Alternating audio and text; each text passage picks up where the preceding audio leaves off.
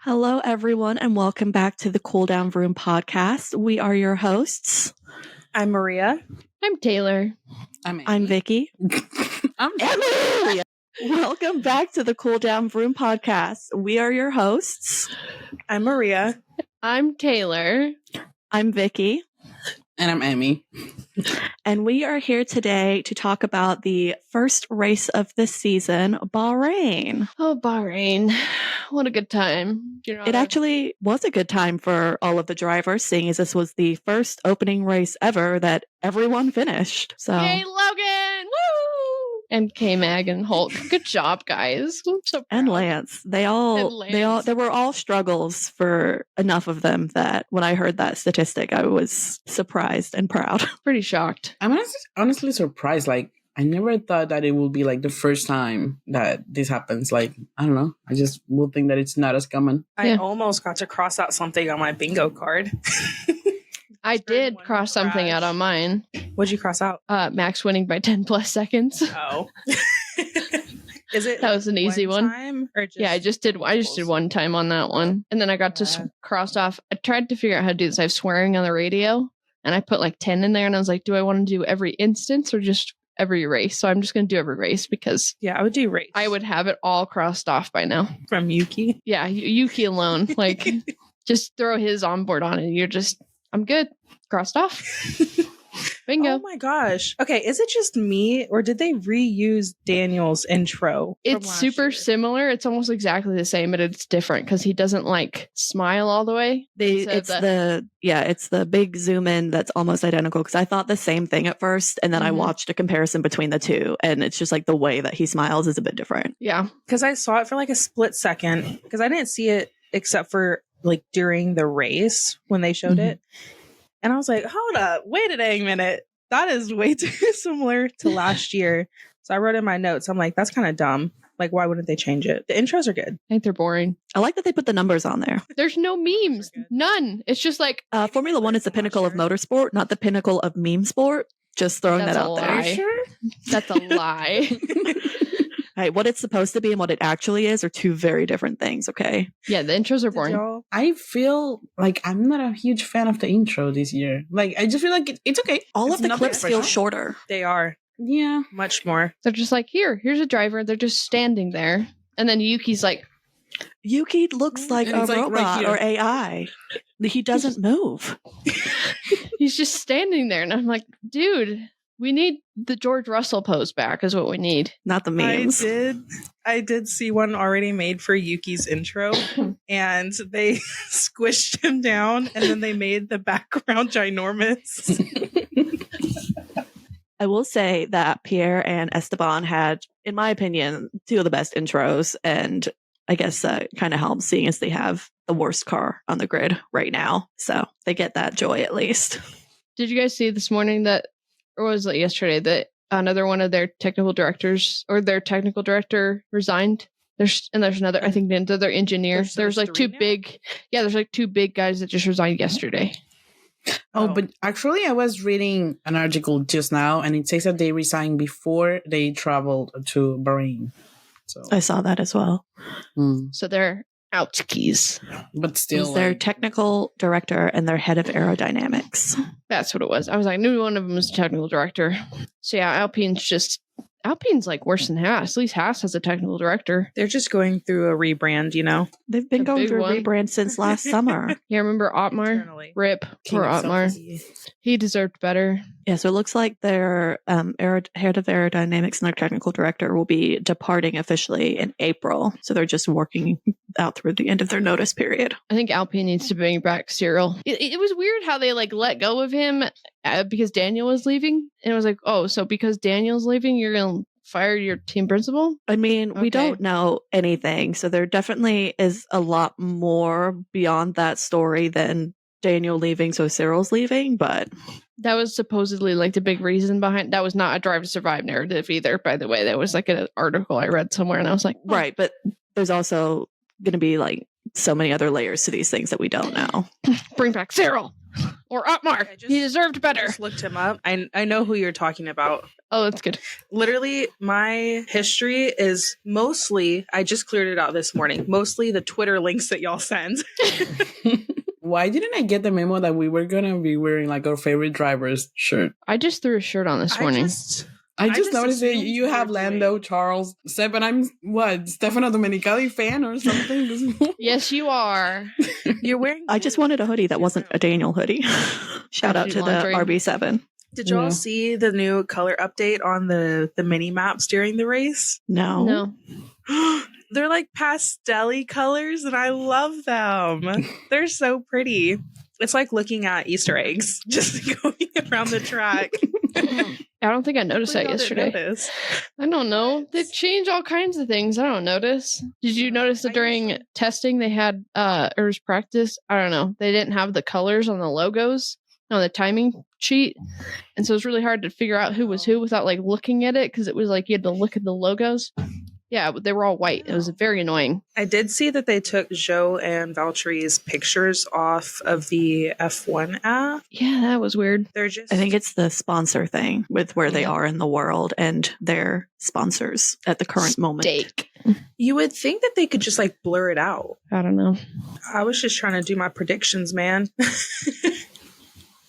And I got nothing. Faceless people. Oh, right. Qualifying. Was there anything notable in practice? Because I didn't really see anything notable. Actually, for me, there was.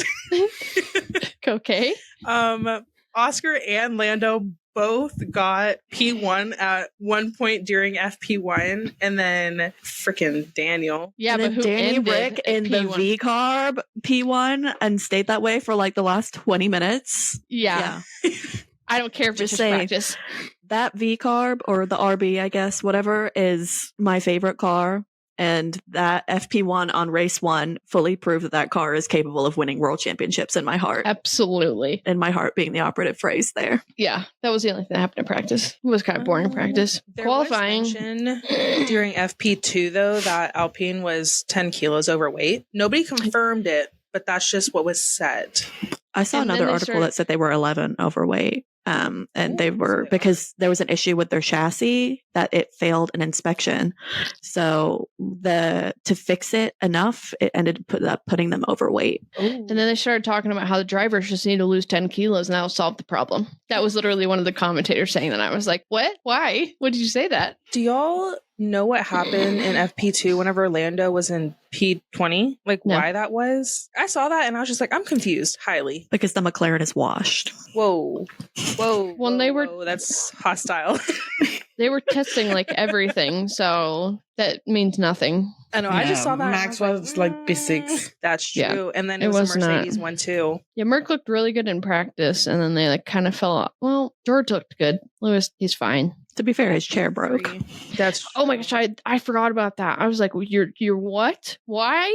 That was crazy. So who did y'all mainly focus watching during the race? I was all over I didn't focus on anyone in particular. I was listening to Charles's radio just because of all the issues that he kept having, but just following along with the rest of the, I followed along with what the broadcast was showing us just because it was race 1. I wanted to just get like an overall excitement of being back to F1. I will say I was kind of bummed out. I missed out on as much of Joe's drive as I did because I heard great things about that. I watched him for the race. It was surface level at first because I just wanted to look at his helmet. Because I knew that he had like a holographic top. And I was like, okay, I want to see what it looks like under the lights. So I watched him for a couple of laps and I was like, oh, wow. Within like the first lap, he went up 4 places and he was very interesting to watch the entire race. Not going to lie. I usually don't watch anyone in the backfield, but I said I would. So I did. And I watched him and I was shooketh. His interview, his post-race interview on F1 TV, he was like, yeah, I didn't know where I was until like the last 5 laps of the race. Like you could tell he was just living his little best racing life and going for it and doing really, really well. He did so good. Another driver that had a really good race was Lance because he had that incident with, was it Hulk lap 1? And he went down to P20 and he clawed his way back and ended up P10. So way to go, Lance. It was kind of impressive that pretty much the top 10 were like right next to each other with their teammate. besides Mercedes and McLaren. But besides that, like they were one-on-one with their teammates, which was really cool. They found their exit buddies. Like they're in kindergarten. They did. Yeah. It was very active in the back. I will say I did notice that Checo's confidence is definitely up again because he had himself a race. So he did a really good job yesterday. And I was actually pretty impressed after how horribly he ended the season last year. But this is what he does at the beginning of the season. He looks really good. So we'll see if he can actually keep it up or if he's just going to fall off again. Part of it is that like the developments that Red Bull makes, he doesn't vibe well with them. So he starts off well with like the original car, but then as more developments go out through the season, they're not in his favor. He doesn't vibe well with them. Like they don't work well with him as well as they do with Max. I thought he was only going to get P3 or P4. I didn't think he'd actually get P2, which I mean, I should assume that he should get P2 because he has the same car as Max, but I don't know. I just thought that Charles and Carlos and Lando were going to be higher. Poor Charles. 100-degree brake imbalance. That was his problem yesterday. Because you know what Ferrari did? They changed something on his brake duct, and then he proceeded to have problems with his brakes the entire race to the point where every time he turned, it was insane how well he managed it. But I was raging. I was like, "Are you kidding me? This is ridiculous." So, his race was essentially he was going to get P2 without that. They learned not to do that again. Yeah. Well, speaking of people learning not to do things again, Williams with their steering wheel, they changed out Logan's steering wheel during parc fermé conditions and then had to change it out again mid-race because it just crapped out. And then then him and Alex both had power unit issues. Like Williams struggled a lot and Logan did so well up at the beginning. Like he got through, he was sitting there. Mm-hmm. Yeah. And then everything happened with his steering wheel. Props to him for, not smushing it into the wall like he would have last year. Being able to get back out there and keep going despite everything happening. Well, he got stuck behind Valtteri, who had a 52.4 second pit stop. They couldn't get the front left tire off. And then they didn't have the right tire. Yeah, it was brutal. Front left. Yeah, something about the front left, man. I was just going to say that I saw someone on Twitter quoting the tweet from when Williams announced like, oh, we're introducing our new steering wheel with the screen, and someone quoted it saying like, unintroduce it. Yes, that was so funny. Images that preceded unfortunate events. I did see I think it was a TikTok by Williams. It was either TikTok or Instagram, but they made a video of Logan going through the race and then, or maybe it was Alex. It was Alex at the end. And then it went onto his dashboard where it was showing his steering wheel and it said "Car's too hot." I was like, was it the one that had the crying cat on it? No. This was the official one. That one came from someone's official one. It wasn't as memeable, but it was like memeable. I feel like they could have chose a different song to make it a meme, but the fact that they put that on the actual page, I was a little shocked. I had to look to see who actually posted it. Something that I did appreciate during the race yesterday, Kyle Kirkwood, IndyCar driver, Logan Sargent's like BFF, posted photos of Logan's steering wheel and Alex's to show like what happened during like the brake bias thing on the issues. Cause we all know that Logan gets like a lot of flack online, especially for what's going on, especially from fans who don't really know everything there is about what everything means while racing. So Kyle being like tweeting that out and being like, hey, like here's a little analysis. Like it literally wasn't Logan's fault. Like this is what happened, to kind of give a little insight to some people regarding what happened before James Vowles was able to in their post-race debrief video that he does. I want to see. Yeah, I did like that. I saw that. I just thought it was pretty cool because, people are immediately going to jump to, well, he screwed up as usual. I think there were a lot of issues with the cars this race. Like Alex even mentioned no power on lap 34. And I don't know what he meant by, like, obviously it's not literal power that he lost, but power of some sort. And then Lewis's seat breaking. Literally, how does that happen? Yeah. What I remember texting in the chat and I was like, his seat is broken? Like, what? It's ridiculous. I don't know. That was kind of odd. I was gonna say, just in an interview, Lewis said that he like felt his like left butt cheek just fall. So yeah, it was an interview that was, he did it in English, but like it was being translated in Spanish over top. So I'm like trying to listen to the English Lewis underneath, but he said, yeah, he was going, then he like did a crack and then his like left butt cheek just fell. That's crazy. Can they make the seat fast enough for the next race? 100%. Yeah. They'll have it done. They usually have, there's some parts that they are able to have spares with them. I think that's one of them. Because when in Vegas last year, when Carlos's car exploded, they were able to fix it in time. When these kind of things happen during the race and these drivers stay in the race and stay driving and they're still doing a great job, I feel like it's impressive because like think of everything that's happening, like how fast they're driving, all the things they have to be paying attention to, and they're still like struggling they're not comfortable. Pretty impressive. I thought when he said that he was going to just retire or something, but I was hoping nobody would because wow, jeez, Maria. I always want my predictions to go right. Well, and then the big drama I think of yesterday was between Daniel and Yuki. Yes. That was wild. Okay. That was something. So let's give a quick rundown of what happened. So it was like 4 or 5 laps left in the race, and Daniel's on softs, Yuki's on hards, and there's team orders that Daniel's to go through. Yuki's not happy about it, and I just remember him coming over the radio. He's like, right now, and he's all upset about it. So because they were trying to because Daniel was faster than Yuki, they were trying to get him up so he could pass and hopefully get into the points, which didn't happen, obviously. And so he finally lets him through. But on the cool down lap, Yuki just dive bombs in front of him. And then Daniel gets all upset. And so then in the post-race interviews, they're like, yeah, we had team orders like before the race if this was going to happen that I was to go through. And he called Yuki immature, which granted he was in that situation. That was ridiculous. Yeah, it was a whole thing. And there was a journalist I was listening to the Nailing the Apex podcast this morning, and Tim Carraney is one of the F1 journalists who's in Bahrain, and he said that after the race, RB's team principal Laurent Mackies, however you say his name, he was behind the garage talking to Yuki's manager. So they were apparently in a very heated discussion. So there's some drama going down in RB right now. That whole thing was crazy, though. If you get mad at your teammate, just dive bomb them during the cooldown lap. At least he waited until the cooldown lap, I guess. And didn't try to dive.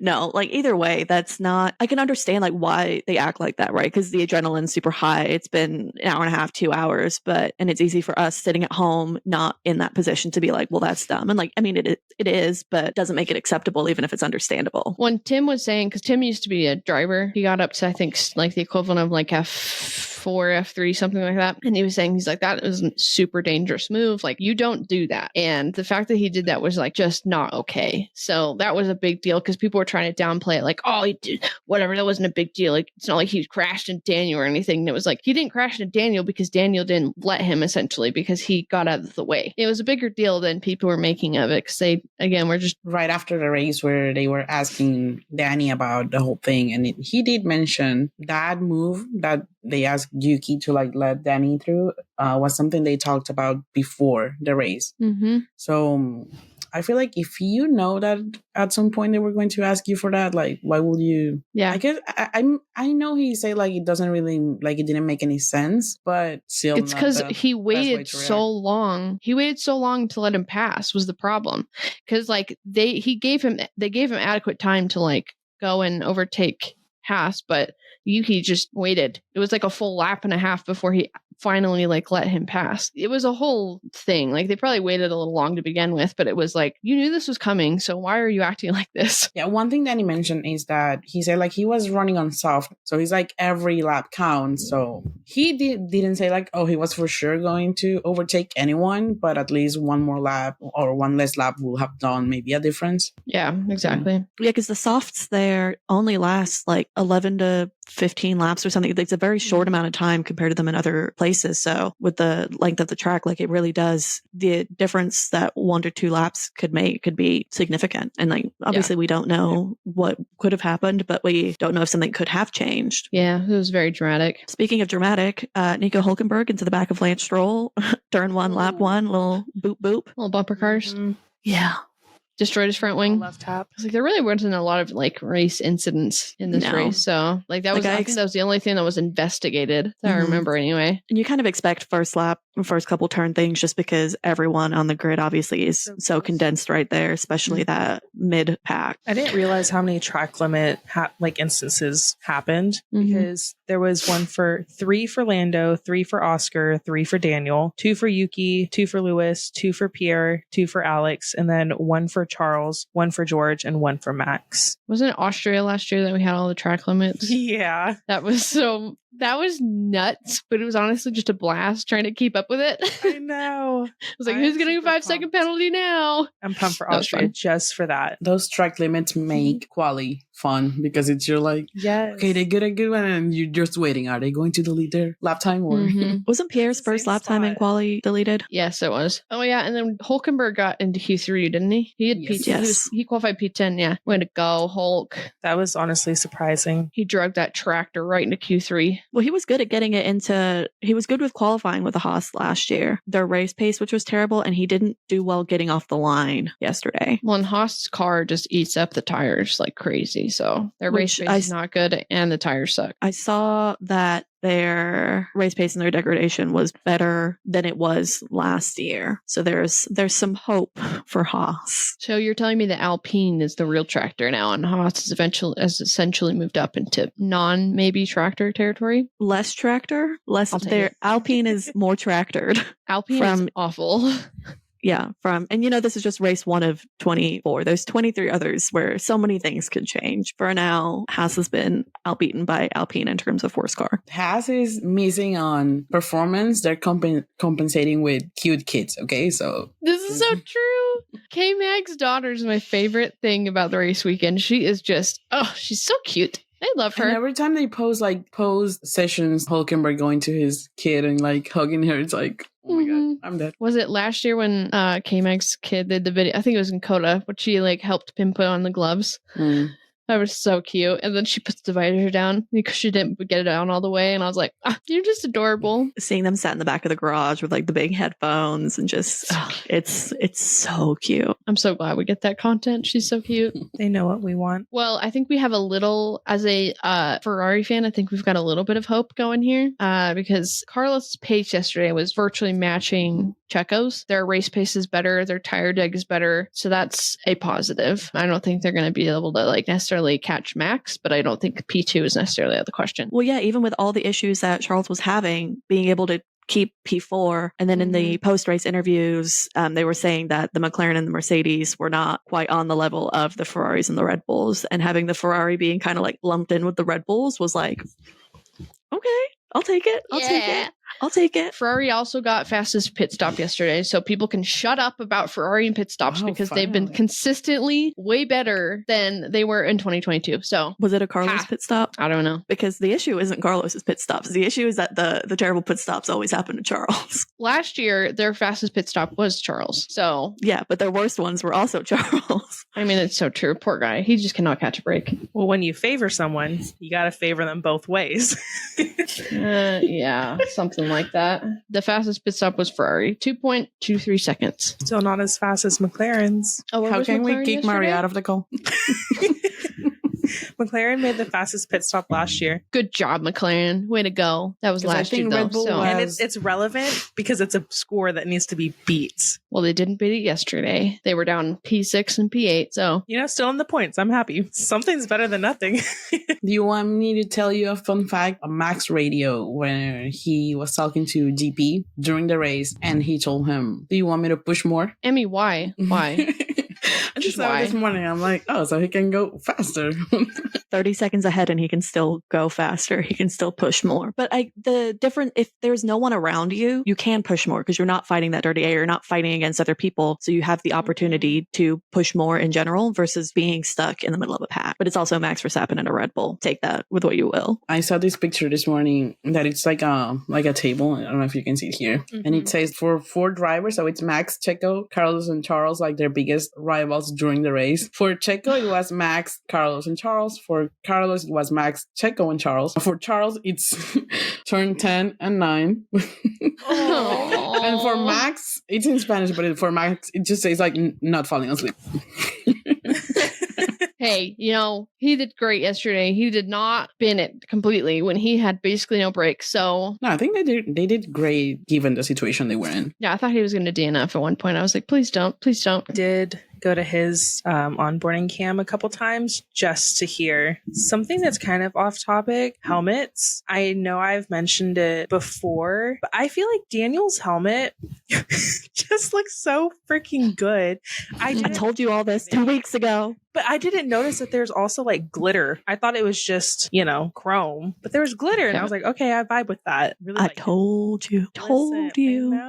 I know. But I will say Lando is still my favorite helmet, but Joe, I think, is up there now. I got a text from my friend saying we slept on Joe's helmet when we did our first little helmet thing. And then when I went back and looked at it, I'm like, you're right. We did. That's a really nice helmet. I just didn't really look at a lot of the helmets. I looked at the ones that were released. I wish that Valtteri put his out because he has the Aurora Borealis on his. And that's like bucket list to see. I kind of want to watch the race with him in it though, because I don't think it's that pretty in the car. Maria's like, I watch onboards based on their helmets. I know. I admit. I do it. I fully support it. Do we want to do our predictions for Jeddah? No, I'm good.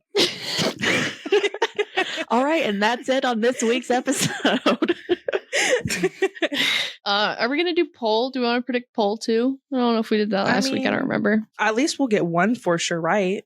I'll throw poll in there. Might as well. Crying in Charles's Q2 being faster than Max's Q1 3. I'm gonna go a little Delulu on this one just to make myself feel better, and it's probably gonna be wrong, and I'm okay with that. Poll, I'm going Charles. Max will get P1, Charles will be P2, and Checo will be P3. Okay, I went more delusional than that, but not much more delusional than that. I guess if we're doing poll, I want to say Charles just because of what happened in Q2. But then my P1 Max, P2 Charles, P3 Lando. Thanks. No reason, just vibes. If I were to go, if we're doing Max included, it'll be Max, Charles, Checo. That's the logical. But if we're going like with the heart, I'm going to say Max Lando, first, Charles, and then Lando. Lando P1, Lando P2, Lando P3. Oscar can have P3 if Lando has P1 and P2. Wait, so, if we're doing it based off that, it'd be Lando, Oscar, and then Charles. But based off his skill, Charles would actually probably get second. Emmy, what are your predictions for next week? For Paul, I'm going to go with Charles, actually. Wow. I know. We'll see if she curses him or not. But for the race, I'll go Max, Carlos, and Charles. So yeah, just Max and Ferrari. Nice. No Checo? Next topic. Interesting. Well, okay, if Charles doesn't have any brake issues, if they fix it, for me, that's the only reason Checo was able to pass him, was because of those brake issues. So if they don't exist, it is true. It really is, not including Max, it is a Ferrari Red Bull fight, like with Checo, Charles, and Carlos. Like, there are too many C's. Checo, Charles, and Carlos. For real. The three of those are kind of battling it out as of right now, week 1. I think because I watched Joe this past race and he did so well, I'm going to say he's going to get on the podium in Jeddah. That's truly Delulu. I applaud your Delulu-ness. He did really good. So hopefully he doesn't have a 52.4 second pit stop in Jeddah like Valtteri did. To him. Never. Nope, never. That front left is fine. That's my new silver boy. He's not my golden boy because it's taken already, but he can be my silver boy. Do you have a bronze boy? You know what? Never mind. He's going to be my bronze boy then. Does anybody else have one? Quiet. Oscar P4. RB double points. I'd just say Fernando gets full. I mean, why not, right? I mean, yeah. On the level of 1 to Delulu, Vicky's is like a 1. Maria's like a Delulu. Me and Emmy are somewhere in between. Yeah. You guys have left Joe Planet just comes up and Delulu. just punches everyone. Can I just, very off topic conversation, but I feel like this needs to be stated. The McLaren hats are so ugly. They're so like ugly. The black and the orange. I don't know what it reminds me of, but every time I see one of them, I'm like, what are you wearing? Why does it look like you're like, I don't know, wearing like a half of a beanie and then a hat? Like, it just looks so weird. That hat cannot be worn backwards. No. No. It's gray and it looks like he's wearing a bowl. Yeah. The bowl It can't be worn forwards either. It's awful. Like, it's just terrible. It's so ugly. I'm not buying one of their hats this year. No, I will not do me it. neither. Unless they have a special edition in Spa. Then I'll maybe buy it. That looks better. When they were Yes. like, look at this picture of visor. It's so ugly. I'm glad we all agree on this. I just saw another picture of it, and that's what it reminded me. I was like, damn, this is so bad. Like, it's just, but V-Carb, I do really like their hats, and I want them. I want one. I want one of the jackets so bad. Yeah. And I'm not gonna lie, I probably will buy one of Sauber's hats just because I love the lime green. Like, I love it. I was on a rabbit hole the other day, and the Valtteri Bottas Mexico hat from last year, I want it so badly. It's super cute. They have it in mint green and like pastel pink. It's got a little taco truck on the front. It's so cute, and I want it. I'll send you guys a link to this, and because it is such a cute hat, and I am this close to buying it, especially because it's last year's hat, so it's on sale. I need to get more merch because I only have 2 shirts and a sweater and 1 hat I can wear that's not signed. I'm a fan of a hat if I'm like actually going to use it. I don't want to get it just for the aesthetics. Don't call me out like this. I love a shirt. Oh, I'm not calling anyone out. Just personal preference, you know?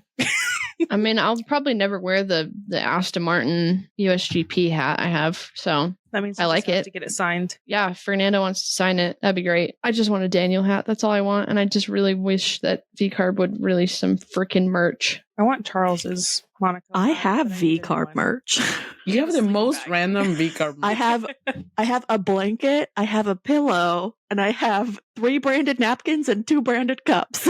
Does everybody know that you went to the V-Carb launch? I don't think we talked about that. No, we did not talk about it, but I can talk about it if we want. Story time right now. So you know how everyone always enters the contests, right, to win tickets, and no one ever wins tickets to anything, whether it's a car launch, race tickets, whatever. I enter all of them, and remember saying in a different group chats, like, yeah, I've entered all of them, and I'm not going to get a single one. A couple days before I found out I got this one, I was like, the audacity of Red Bull not inviting me to their car launch yet. And then I wake up in the morning, Wednesday morning, and the launch is on Thursday night, with an email saying that I won tickets for myself and a guest to go to the Visa Cash App RB car launch in Las Vegas, and didn't believe the entire thing. End up in Vegas, this giant like pop-up tent right across the street from the Wynn Hotel. You're just walking around. There's a stage, there's the car covered with the sheet, there's a DJ, open bar, little people walking around with Shake Shack. Like, it was the most insane experience of my life, walking around and being like 5 feet away from Terry Crews,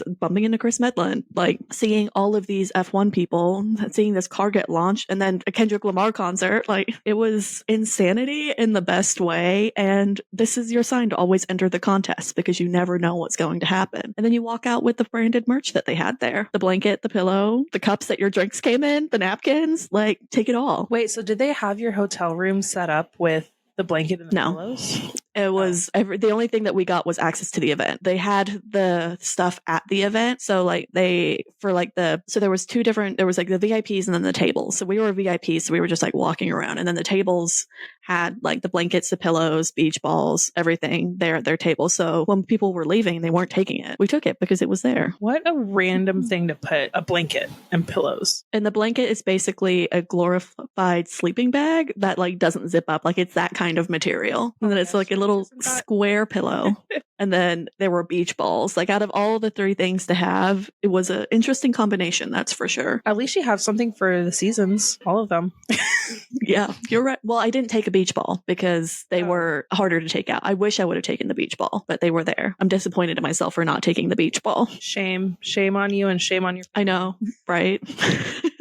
Just like seeing Danny and Yuki like in their race suits, seeing like the sheet come off the car, and like seeing the car being so close to the car, and the fact that it was the V-Carb or the RB or whatever, because I got a little too invested in the whole like V-Carb thing. Did a custom Cash App card with a custom V-Carb logo on it. All of them. The fact that it was that one was exciting. And Daniel Ricciardo, Honey Badger in the flesh. Said you were manifesting that. I was manifesting it, and it was a great time. I'm going to say that I was really disappointed that they didn't stream their car launch, because it was like it looked like a really nice thing, and they just released like a video. They released that stuff to you guys before they revealed the car to us. So I was seeing pictures and stuff of it online before, like 15 minutes before they like did the whole big thing for us. You would think they would do it simultaneously. And they could have easily recorded that launch, because the way that it was kind of like the way that the Steak Sauber launch was. They could have easily filmed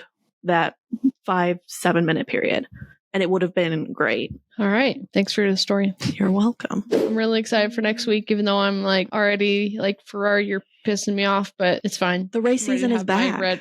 Yeah, exactly. F1 is truly F1 is back. back. We'll be back next week with another episode of the podcast. Remember, you can find us on Instagram and YouTube as Cool Down Vroom Pod, Vroom with 3 O's, Pod as POD. And then on X, we're just Cool Down Vroom. Thanks for listening and see you guys next time.